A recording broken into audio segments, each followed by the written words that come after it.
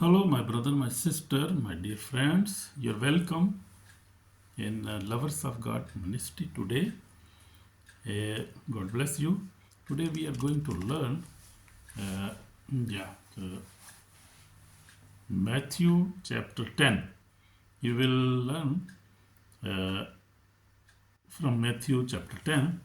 So today we study Gospel of Matthew chapter 10. Amen. God bless you. This chapter marks a major shift in Jesus' ministry. Until now, Jesus himself was preaching, healing, and delivering. But in Matthew 10, we see he shares his authority and sends his disciple to the world. To actually, to he sent his disciple to preach in Jerusalem, in Judea, in uh, in the Israel in that time. And we see here Jesus gave them authority, and Jesus shared authority with his disciples.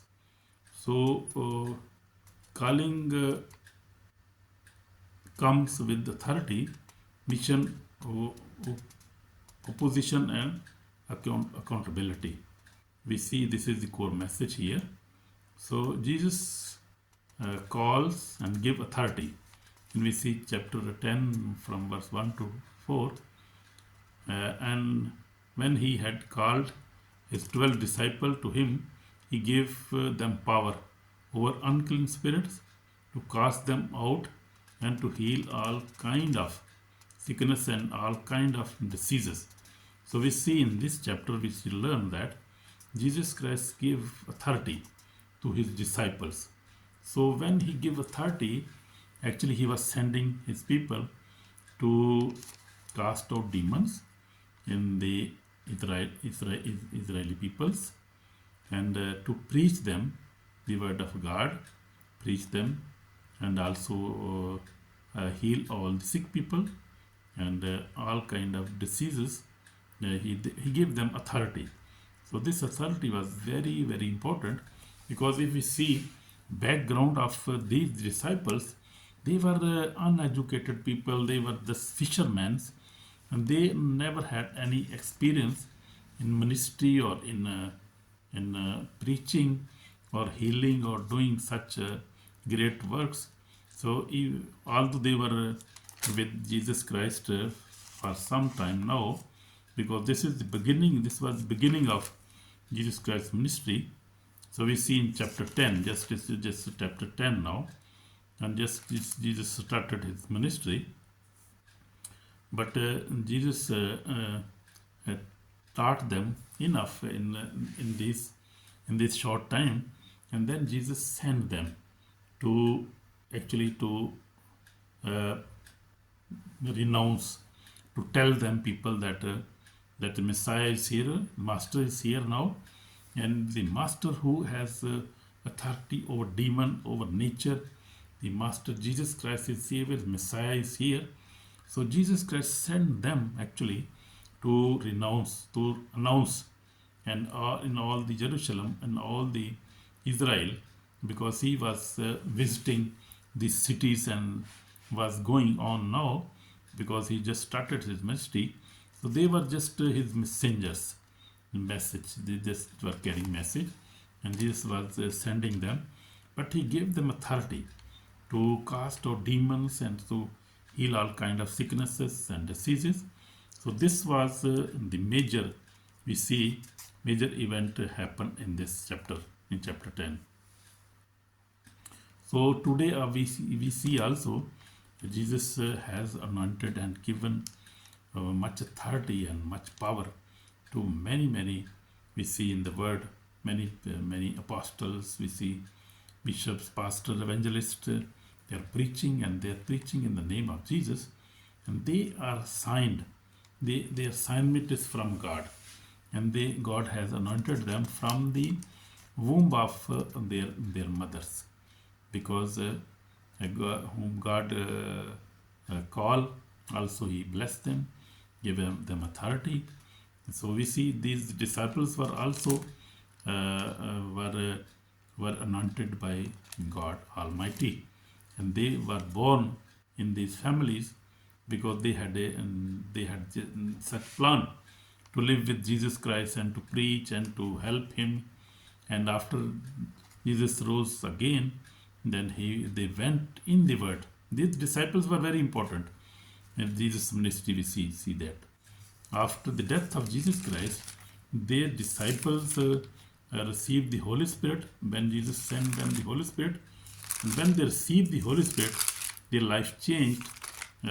Before that, we see when Jesus was caught by the leaders, by the teachers, they all ran away and they left Jesus alone. But we see after Jesus rose again, Jesus met them again and called them, and they were very happy. They were happy to see him, that he is alive now again. What happened? What?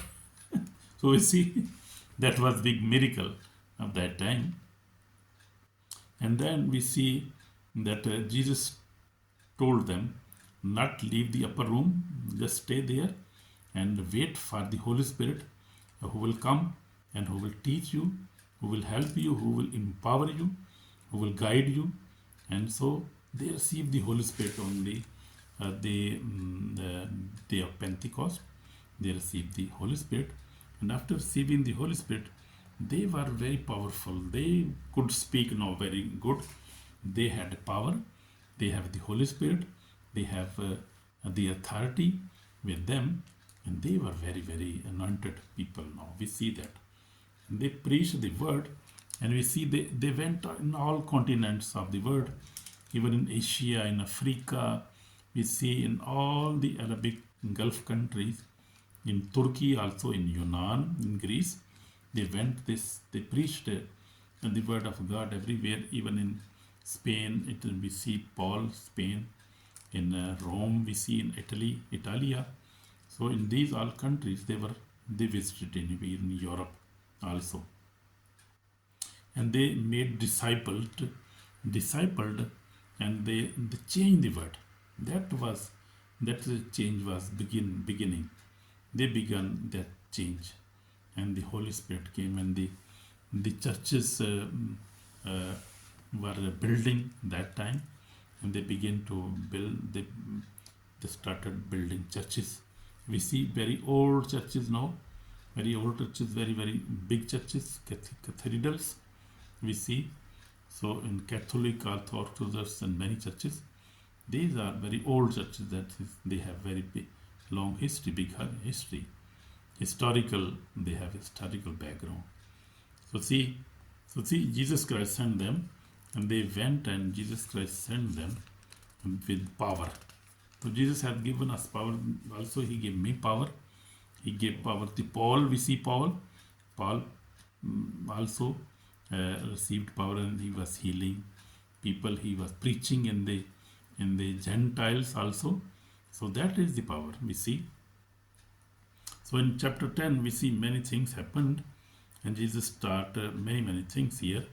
So we go further on. We see this message and the mission. We see the message and the mission. We see here. We see go on now. And as you go, preach, saying, Kingdom of heaven is at hand. Heal the sick, clean the lepers, raise the dead, cast out demons. Freely you have received, freely give. So this was the command of Lord Jesus. The gospel is not only word, it is power, compassion, and action. So that is true. We see trust God for provision. We see in chapter 10, 9 and 11, 15 we see. Jesus teach his disciple not to rely on money or comfort, but on God's alone. Amen. We must also do this.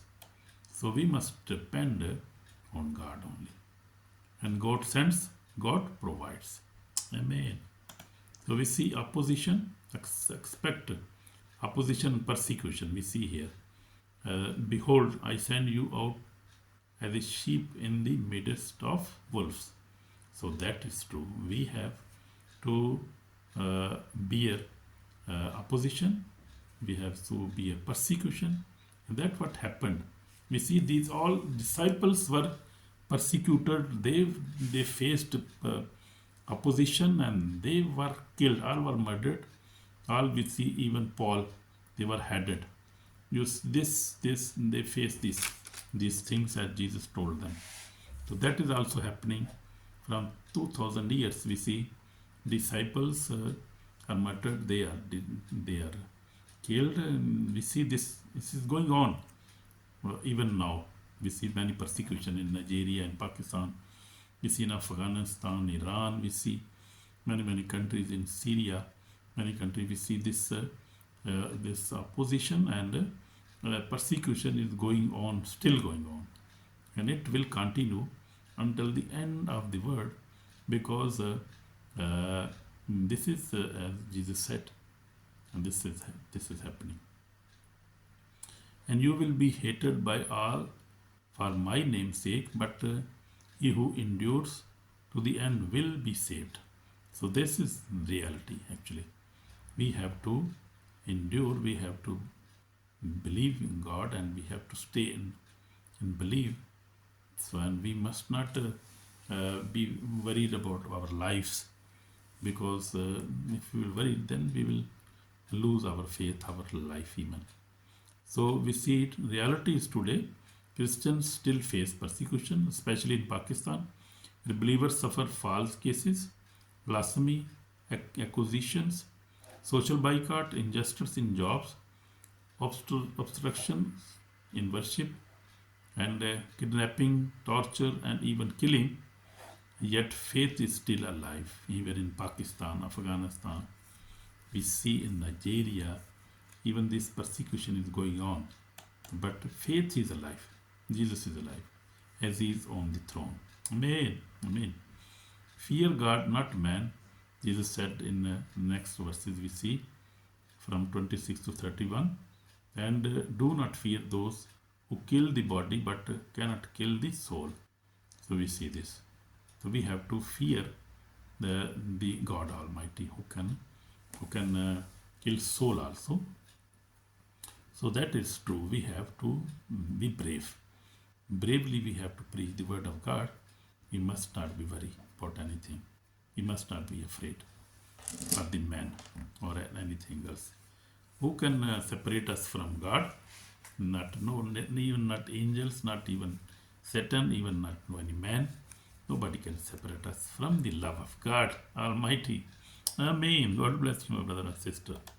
So cast all of loyalty to Christ. We see in next verses. He who loves father or mother more than me is not worthy of me. Jesus has taught us this very clearly. And he who does not take his cross and follow after me is not worthy of me. So that is true. Following Jesus may bring family conflict, rejection, and suffering, but it leads to eternal life. Amen. God bless you. So God rewards faithfulness. God reward our faith. Every sacrifice for Christ is seen and rewarded by God, even a cup of water. We see in the last verses, we see this from 40 to 42. Jesus said, whatever you do, every sacrifice is rewarded by God. So we have to keep loving, keep helping, we have to keep helping poor, orphans, helping the churches. We have to keep that in our life. So we see Jesus Christ. Jesus shared his authority with ordinary man. Jesus spoke the truth clearly, warning about persecution before it came.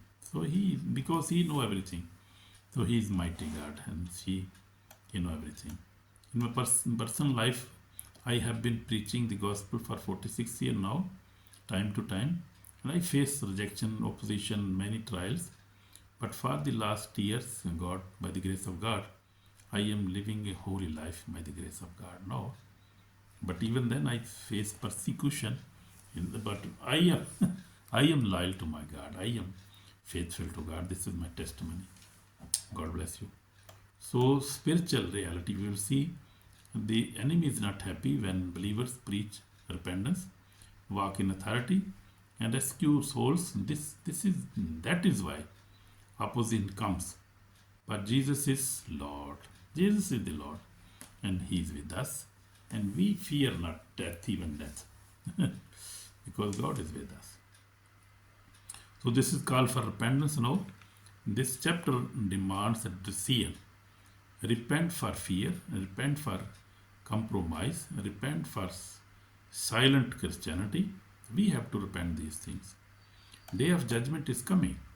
Whoever denies Christ before men will answer before God. That will happen on day of judgment. So we will see now. So we will pray now. I will pray for you, brother, my sister. Heavenly Father, we come before you. We repent before you for the fear, for unbelief, for doubt. We repent for these sins, Lord Jesus. Forgive me, forgive us, Lord Jesus. Wash us with your precious blood. Save our soul today. Lord Jesus, we repent our compromised life. We repent when we are silent Christians and we never preach you and never pray. We never forgive each other. We never love each other. Forgive us, Lord Jesus. Forgive me, Lord Jesus. Bless us and listen our prayer and our cries. Bless us, heal us, deliver us. In Jesus' name we pray. Amen. God bless you, my brother, my sister. So Lord Jesus Christ is our very faithful God. He will reward us. Surely He will reward us. So God bless you. If you like this message, please share, like and subscribe and comment also. God bless you. In Jesus' name we pray. Amen. Shalom, brother, my sister.